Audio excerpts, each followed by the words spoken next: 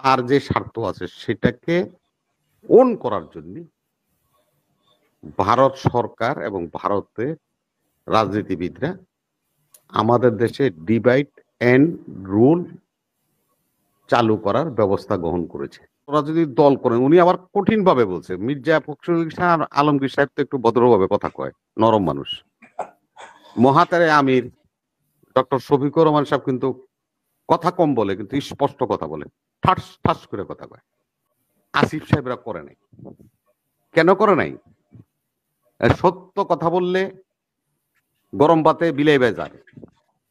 ওরা তো হলো জামাতের আত্মা বলা, যার কারণে ওরা জামাতের আমিরের বিরুদ্ধে বলতে পারে না।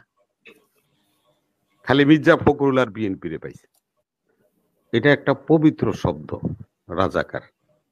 এটার মিনিংটা মনে হয় আপনারা জানেন না, বুঝেন না, যার কারণে যত তত্ত্ব এই একটা পবিত্র নামকে আপনারা যেখানে সেখানে ব্যবহার করে এই নামেরও মর্যাদা নষ্ট করতেছেন, আপনারা নিজেরাও প্রশ্নবিদ্ধ হচ্ছেন। রাজাকার শব্দের অর্থ হলো বাংলায় বলে আমরা সাহায্যকারী। সাহায্যকারী। তো কেউ পাকিস্তানের পক্ষে, যদি কেউ পাকিস্তানকে পছন্দ করে, সে পাকিস্তানকে সাহায্য করবে। কেউ যদি বাংলাদেশের মুক্তিযুদ্ধের পছন্দ করে, তাহলে সে মুক্তিযুদ্ধের পক্ষে সাহায্যকারী হিসাবে কাজ করবে। এটাতে দোষের কি আছে? আপনি যে কথা বলছেন দালালের যে লিস্ট করা হয়েছে, কোথায় লিস্ট করেছে আমি জানি না। দালাল আইন, শহীদ রাষ্ট্রপতি জিয়াউর রহমান ক্ষমতায় আসার পরে দালাল আইন বাতিল করে দিয়েছিলেন। নিজামী মুজাহিদি, এ আব্দুল কাদের সাহেবরা সহ 40,000 জামাতের নেতা কর্মী জেলে ছিল এই দালাল আইনে। জিয়াউর রহমান যখন এই আইন বাতিল করে দিলেন, তারা সবাই জেল থেকে মুক্ত হয়ে আসছে। জিয়াউর রহমান একজন ব্যক্তি যিনি জামাতে ইসলামকে নিবন্ধন দিয়েছিলেন। জামাতের আমির, যাকে নিয়ে খুব গর্ব করেন, গোলাম আজম সাহেবকে বাংলাদেশের নাগরিকত্ব বা বাংলাদেশে ফিরিয়ে এনেছিলেন জিয়াউর রহমান সাহেব। সেখানে যাবেন, আলাপ করবেন, অনুশোচনা করবেন, সমালোচনা করবেন, একতরফা কোনো কথা বলবেন না যেটা কারোর অনুদানকে ক্ষতিগ্রস্ত করে বা তাকে খাটো করে। এক। 2 নম্বর কথাটা হলো, আজকে যে বিতর্কের কথাটা আপনারা বলছেন, এই উপমহাদেশে ব্রিটিশদের একজন লর্ড ছিলেন, লর্ড ডালহৌসি। সে এই উপমহাদেশে জাতি তত্ত্ব তৈরি করে দিয়ে গেছে। বায়ে বায়ে যুদ্ধ লেগেছে, গোত্রে গোত্রে যুদ্ধ লাগিয়েছেন। উনি দেশটাকে ডিভাইড করে দিয়েছিলেন। ডিভাইড এন্ড রুল প্রবর্তন করেছিল লর্ড ডালহৌসি। আমাদের সামনে এখন বড় প্রমাণটা হলো, আমার দেশে ডিভাইড এন্ড রুল জামাতের বন্ধুরাও শুনেন, ছাত্র বন্ধুরাও শুনেন, জনগণও শুনেন, যারা বিদ্রোহ করেন তাদেরকেও আমি বলছি, সবার উদ্দেশ্যে কথাটা বলছি। আমাদের দেশে এখন ডিভাইড এন্ড রুল, যেটা পলাশ ভাই বলার একটু চেষ্টা করেছিল, ব্যাখ্যা করেনি। ভারত নিজে ওন ক্যাপাসিটিতে তার প্রয়োজনে এই ভূখণ্ডে তার যে স্বার্থ আছে সেটাকে ওন করার জন্য ভারত সরকার এবং ভারতের রাজনীতিবিদরা আমাদের দেশে ডিভাইড এন্ড রুল চালু করার ব্যবস্থা গ্রহণ করেছে, যেখানে অনেকে আমরা পারচেস হচ্ছি। দয়া করে অনুরোধ করব, আপনারা এই পথ পরিহার করেন, ঐক্যের পথে আসেন। নাহিদ স্ট্যাটাস দিয়েছে, আসিফ অন করেছে, যেটা পলাশ ভাই পড়ে শোনালো, আবার আসিফ আজকে নিজে একটা দিল, সেখানে আবার সে ঐক্যের কথা বলল, সুবুদ্ধিরুদ্ধি হয়েছে। আমরা তো কারোর সাথে তর্ক করব না। আজকে আমাদের অনেক বন্ধুরা বলেন, অনেক তার্কিকদের কাছেও আমি শুনি বিএনপি চাঁদাবাজিতে লিপ্ত হয়েছে।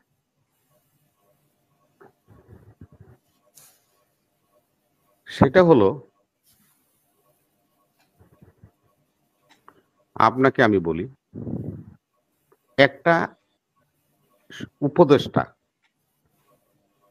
তার একজন নিকট আত্মীয় তার ফেসবুক পোস্টে একটা পোস্ট দিয়েছিল একজন উপদেষ্টার নাম উল্লেখ করে, বলছিল যে তোমার বাবাই তো বনশ্রীর এখানে যে মেরা দিয়া শুটকির মার্কেট আছে এটা দখল করে ফেলাইছে, তোমার বাবা তো বনশ্রীর মধ্যে অমুকের 6 তলা বাড়িটা দখল করে নিয়ে গেছে, তোমার বাবা তো একটা স্কুল দখল করেছে, তোমার বাবা তো একটা অফিস দখল করেছে, তুমি ক্ষমতা আছে বলে তোমার পরিবারের লোকেরা এই অন্যায় কাজ করছে, এটাকে কি তুমি সমর্থন করো?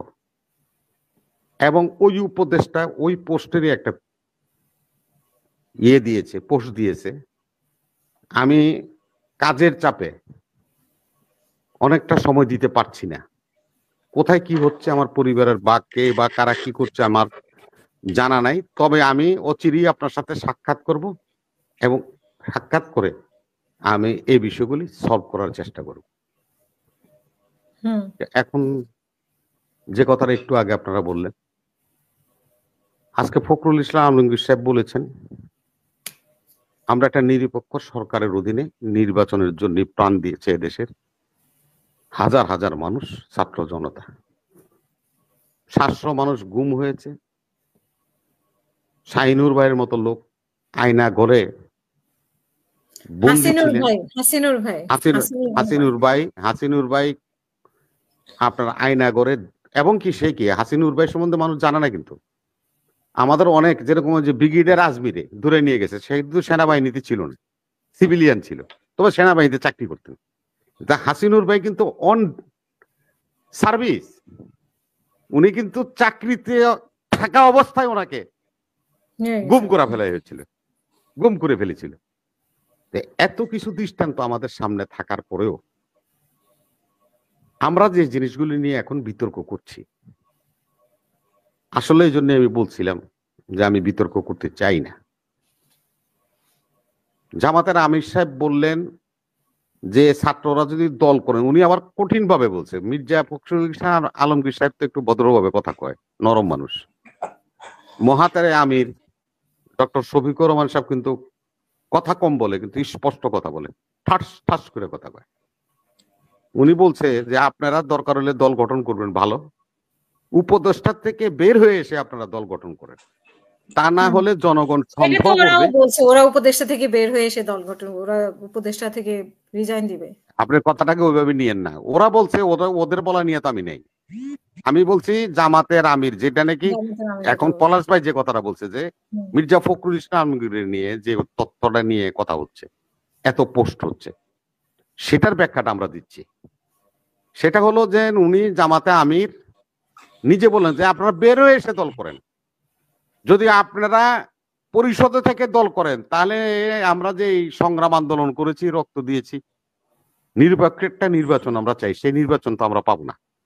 উনি আরো কঠিন ভাষায় বলছেন, তার প্রতিবাদ কিন্তু নাহিদ সাহেব, আসিফ সাহেবরা করে নাই। কেন করে নাই? সত্য কথা বললে গরম ভাতে বিলাই বেজার, ওরা হলো জামাতের আত্মা বলা, যার কারণে ওরা জামাতের আমিরের বিরুদ্ধে বলতে পারে না, খালি মির্জা ফখরুল আর বিএনপি রে পাইছে।